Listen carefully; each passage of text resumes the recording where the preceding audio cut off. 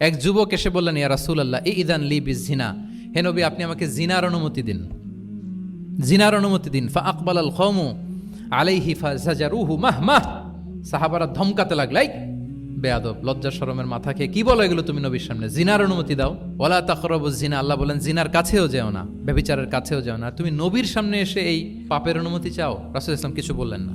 একটু পরে যুবককে ডেকে বললেন, আতুহিব্বুহু লিবনাতিক, আচ্ছা তুমি যে জিনার অনুমতি চাইলে তোমার কন্যার সাথে কেউ এরকম আচরণ করুক, এটাকে তুমি পছন্দ করবে? সে বলল, লা ইয়া রাসূলুল্লাহ, কেউই পছন্দ করবে না এটা। আচ্ছা আতুহিব্বুহু লি উম্মিক, তোমার মায়ের সাথে কেউ অপকর্ম করবে, এটা তুমি পছন্দ করবে? লা ইয়া রাসূলুল্লাহ, না। আতুহিব্বুহু লি উখতিক, তোমার বোনের সাথে কেউ এই কাজ করবে, তুমি পছন্দ করবে?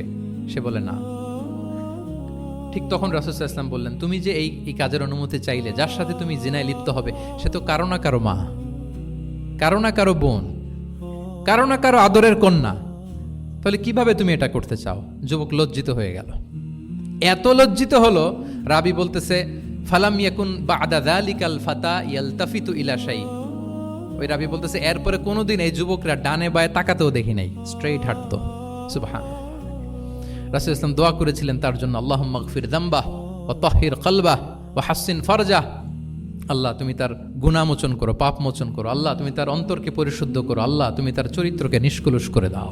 নবীর দোয়ার বরকতে চিরজীবনের জন্য নিষ্কলুষ পবিত্র তিনি হয়ে গেছেন। তাহলে দেখেন, তাকে অন্যভাবে বুঝাইলে হয়তো কাজ হইতে না, যখন তার নিজের উপর দিয়ে বোঝানো হলো, তোমার বোনের সাথে